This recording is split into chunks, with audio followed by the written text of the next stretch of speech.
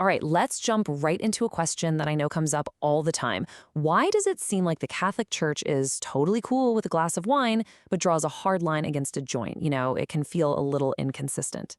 But as we're about to find out, the answer is actually really clear, and it all hangs on one single powerful idea. So yeah, let's get into it. So this is the central puzzle, isn't it? On one hand, alcohol is just woven into Catholic culture.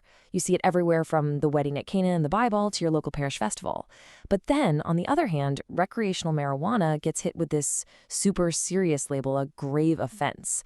How can two things that, let's be honest, both alter our state of mind, get treated so incredibly differently? And here it is. The whole thing, the entire moral framework for this whole debate, it really just boils down to this one word: intention. It's not just about what you're consuming, it's about why you're consuming it. And believe me, this is the key that unlocks the church's entire way of thinking here. Okay, so before we can even start to compare the two, we have to get the baseline rule down. Let's take a look at what the church officially teaches about drug use in general, because honestly, it sets a very high and very serious bar. Wow, okay, look at this language. The Catechism of the Catholic Church, it does not mess around. It says the use of drugs, unless it's for strictly therapeutic reasons, inflicts very grave damage and is a grave offense. This isn't just a suggestion. It's about as serious as a moral statement can get. So when you hear that phrase, grave offense, what does that actually mean? Well, in Catholic theology, it's not a light term. It means an act that is so serious it actually breaks your relationship, your communion with God. That's the weight the church puts on this, which tells you there has to be some really deep philosophical reason behind it all. And here are those reasons. The church sees recreational drug use as a kind of twisting of what we're meant to be. The thinking is our minds, our intellects, our senses, they're all designed to connect with the real world. So when someone uses a drug specifically to create a feeling of pleasure that's totally disconnected from reality, it's seen as warping the very point of pleasure itself. It's a rejection of reality. Okay, so if rejecting reality is the big problem, then how on earth does alcohol get a pass? This is where we get to the great divide. Let's break this down and put them side by side on three really key points. First up, and this is the big one, intention. The church sees the legitimate reason for drinking alcohol as appreciating something good in creation, like, really enjoying the taste of a great wine. St. Thomas Aquinas called the ideal state cheerfulness. The goal isn't to get wasted. But with recreational marijuana, the main point is almost always to get high, to intentionally change your consciousness. So you see the difference? One is meant to enhance reality. The other is meant to escape it. Second, let's talk moderation. With alcohol, it's pretty possible to measure what you're taking in and to control it. You can have one beer or one glass of wine without totally losing your reason. But with how potent the THC is in modern marijuana, the church argues it's way more difficult, maybe even impossible, to use it for fun without the main goal being intoxication.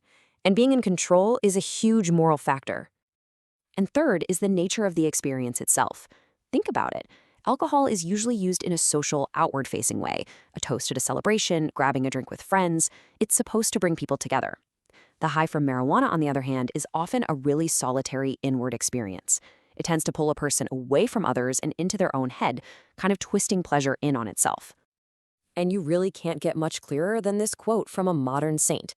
Pope St. John Paul II just lays it out. Moderate alcohol? Fine, it doesn't violate moral norms. But recreational drug use, he says it's always illicit. He's basically summing up that huge difference in purpose and effect that we've just been talking about. So right about now, you might be thinking, okay, but is this just a blanket ban? Are there zero exceptions? And the answer is actually no. The church's teaching here is more nuanced than you might think. Let's look at the one big exception where all of this logic shifts. So yeah, using marijuana can be morally okay, but only if it meets these really, really strict conditions. It has to be for a real medical reason on therapeutic grounds. And this part is absolutely key. It must be used in a way that is not intoxicating. If it's being used to manage, say, chronic pain without the intention of getting high, and it's legal, then the moral problem just vanishes. Why? Because the intention is completely different. So why does the church even bother with all these fine lines and distinctions? I mean, what's the big deal? It's because this isn't just about a list of rules for the sake of having rules. It's about a much bigger, much deeper vision for what a human life can and should be. And it all comes back to this one virtue: temperance. Now, this isn't just about saying no to things. It's about finding a balance where your will, your reason, is the one in charge of your instincts and your desires, not the other way around.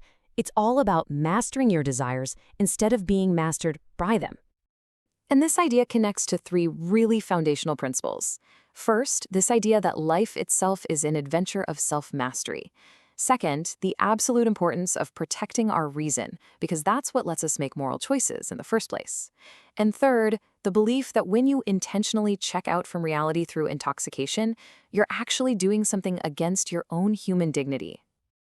Maybe the best way to really get this whole distinction locked in your mind, the difference between enhancing reality and escaping it, is with a pretty powerful analogy.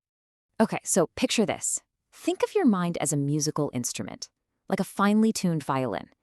Using alcohol moderately and properly is like carefully tuning that instrument to play the music of reality and friendship even better, to reach that point of cheerfulness.